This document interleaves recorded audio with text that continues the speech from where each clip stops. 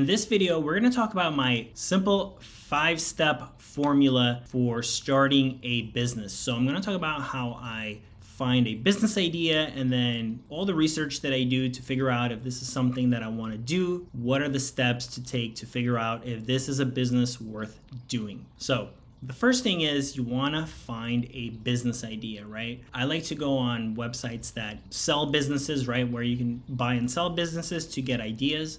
I like to go on websites like business directories, maybe like Yelp or something like that, because they have a lot of categories that you can just look through and get business ideas. They will literally list all the different categories and you can get some really good business ideas that way. I'll go on Google and I'll search like local service business. I'll just put some generic basic keywords and then I'll get a bunch of results for a bunch of businesses near me, and that'll give me some ideas. So there's a lot of ways. Hopefully you came up with something, you have something in mind, and the next step is, should I do this? Is there demand? How do I approach this? Is this a good business? The first thing is, once you have a business idea, you want to do some keyword research.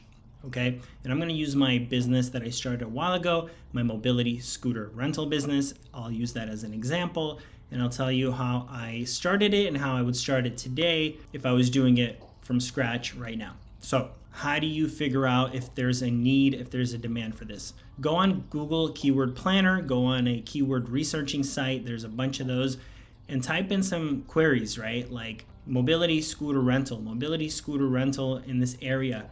I need to rent a mobility scooter, rent a scooter. Put in all those search terms and see how many people are searching for these things, okay? If you find that there's a lot of searches, a lot of queries for these types of keywords, then you know there's probably demand, okay? You wanna find out if people are searching for these things. Are people searching for mobility scooter rentals? Do they wanna rent mobility scooters? Are they going on Google and looking for companies? If you see that there's some pretty good search volume, that's great. You can move on from that. That means you probably have demand in this industry, and that's already a good sign. So number 2, check out your local competition. So this is big. You don't necessarily have to worry about competition. I always say, even if there's a lot of competition, that should not deter you from starting a business.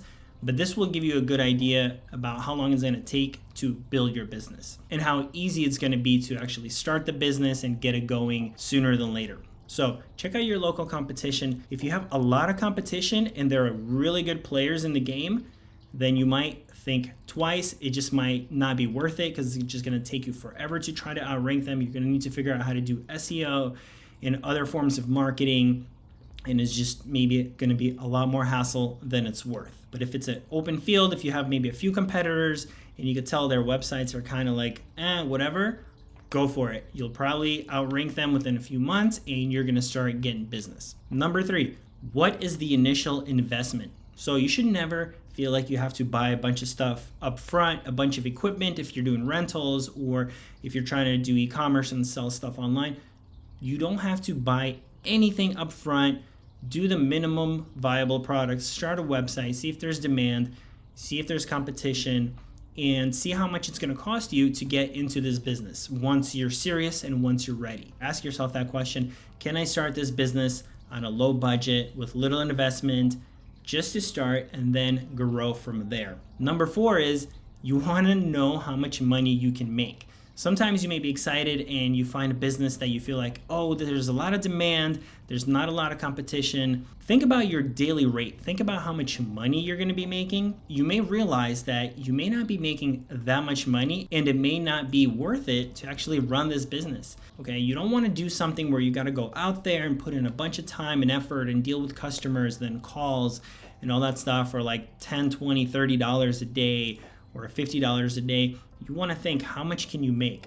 Okay, if you're selling something online, whatever it is, you want to go for nice profit, something that's worth it, something that's going to grow, where you're going to be excited to go out there. You're going to make at least a few $100. That's just going to keep you going, because if you're only making a few dollars here and there, you're just going to struggle and you're probably going to give up. And number 5, all this kind of goes in together, is what are the day-to-day operations? Some businesses may sound interesting and you might think, oh, I'm going to make a lot of money. This is like easy to get into, but you may not enjoy the business. It may be very frustrating and stressful and you may be dealing with customers that are like really annoying and you just don't like that side of the business, or there's just a lot of traveling. So you got to think about that. Are you going to be willing to drive out there, spend an hour in traffic, and come back? And is it all going to be worth it? Do you want to talk to customers that are very demanding? Do you want to sell stuff that's going to have a lot of returns or going to have a lot of problems, or people are going to be bugging you a lot? Think about what are the day-to-day, everyday operations, and if it's something that you're going to want to deal with, or if it's something that's really going to frustrate you and going to make you second guess why you even started this business. So don't forget to check out my other videos, and I will see you guys next time.